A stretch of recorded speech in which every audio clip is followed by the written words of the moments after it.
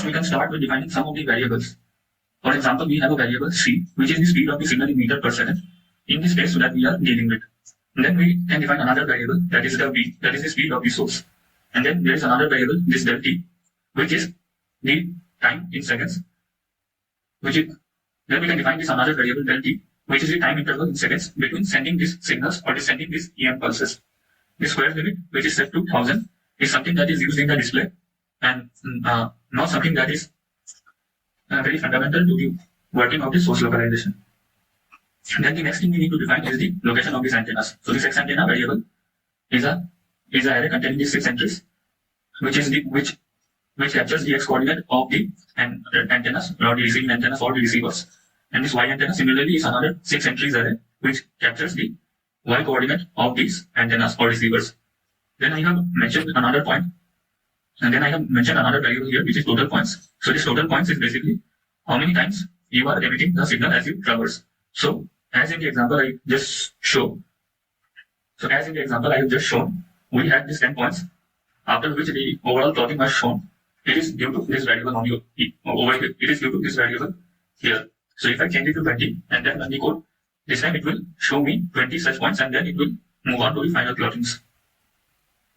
Then the other thing is defining these actual locations, which is captured in this x-act and y-act, and the estimated location, which is captured by these two variables, x estimated and y estimated. And the length of each of these will be equals to these total points. Then I have defined the covariance matrix capital C over here. This is because we are dealing with the problem of the following kind. We have the observation x given as h theta plus w, and our aim is to estimate the theta plus linear unbiased estimator, which is given as follows: h transpose c inverse h inverse h transpose c inverse x. So for this we can see that we will require this matrix C, and this matrix C is actually the covariance matrix of the noise over here. We have this noise over here, W. So we take the W, then W transpose, and then takes its expectation. Now, as we saw in the theory part, this W in our case is given by the form this W1 minus W2, so on and so forth till Wn minus 1 minus W, and where all of this Wi belong to this IID normal distribution 0, sigma square. Now this C actually belongs to this Rn-1 cross n-1, as all of this vector W belongs to Rn-1. And for different and for and if we know this distribution of W, we can easily get the value of C, and then this value will be used in the later point in order to estimate the theta plus linear unbiased estimator. So given that till this point all the variables that will be required in the coming portions are declared. Now after this, this section over here shows the main loop that is used for this source tracking purpose. So now first we begin with the fact that we actually know what is the starting position is. So here this x actual is put to 0, y actual is 0. So we are starting from the origin itself 0, 0, and we actually know that. We know exactly where we are starting. So this line encaptures that fact.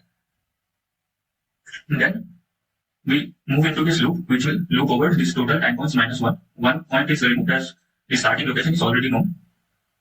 Then this 3 lines actually is here to capture the direction or the direction of movement when I click after the display pops up. After that,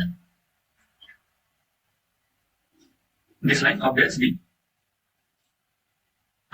these 2 lines updates my new location. So given this location at time step minus 1, I can update my location at time step using this direction array, and this direction array is decided by where I click on the figure or the display. Now once I get this x actual and y actual at this current present time step, I can define another new variable called the new location, which has the location of the object at this particular time point. Then there is another function that I have Then there is another function that I have defined separately, which is called generate t recorded. So it basically takes the current time, the new location of the object, the x antennas and the y antennas, So basically the location of all the antennas, the standard deviation of the noise, and the speed of the signal in the given space, and using this, it generates the time t1, t2, t3, and so on and so forth till tn that we saw in the theory, along with the noise added. So if I go to the function, we can see it over here. And in this line, we can understand that how this is done, how this t true is obtained, and upon that t true, to finally return the t recorded, this noise is added, which comes from this IIT normal distribution over here. Then the next portion deals with this new location estimation, and it is done using with a function called this predict new location, which has the input as the coordinates of the antennas, and then the estimate at the previous time step or the previous location of the object, and then the t recorded, which is the time points which is recorded of the received EM pulse or EM signal when of the EM signal emitted by the source at the new location. Then this C is the speed, and this capital C over here is the covariance matrix for the given noise process. Now let us look inside this predict new location function itself. So this predict new location function is as follows. We define these following variables in order to reach this matrix H and this vector X that we will need.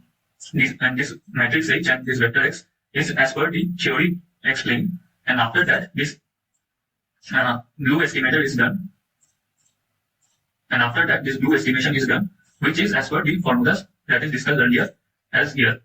And this theta blue will be given by this H transpose C inverse H whole inverse H transpose C inverse X. So hence it is shown over here, this whole inverse is here, and then this transpose of H, and then again inverse of C, and then this final X observation matrix is multiplied. Now this basically gives us the del X and del Y estimated, and then we add it with the old location that was already in the input to obtain the new location, and this new location is given as an output. So returning back to our main code, we receive this new location estimation now. And using this new location estimation, we update our array that has the estimated locations. And then after that point, these lines of code is just for plotting those new locations.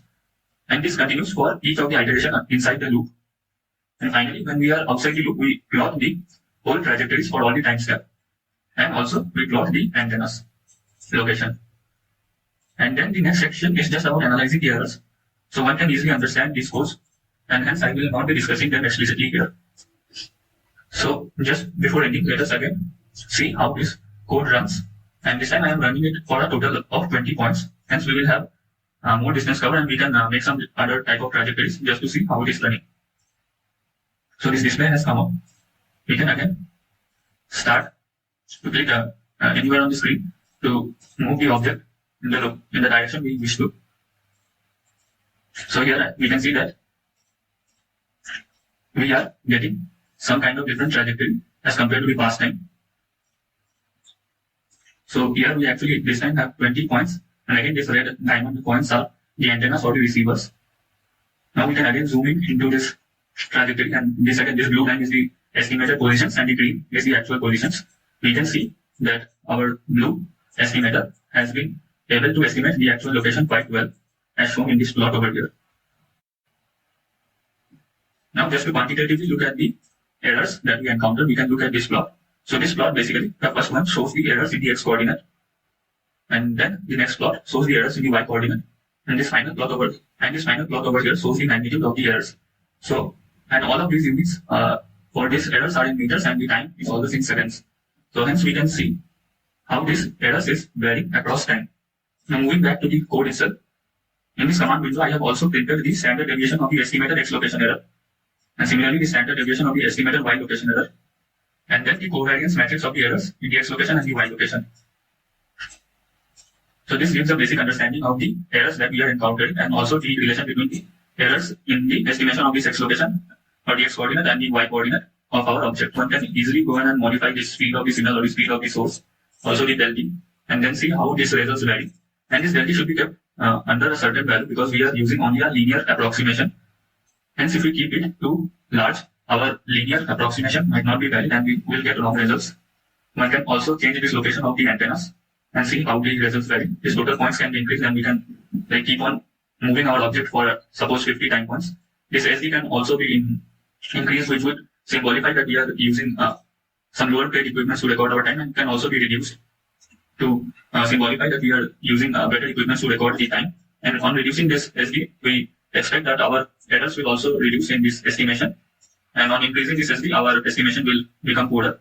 Also, this number of antennas can be increased. We just need to add new locations over this X antenna and Y antenna array. And you can go ahead and keep playing with this code by changing these different parameters over here and see how the results changes with each of these parameters. The codes can be found from the source that is shared in the link, and also some relevant resources have been shared in the link.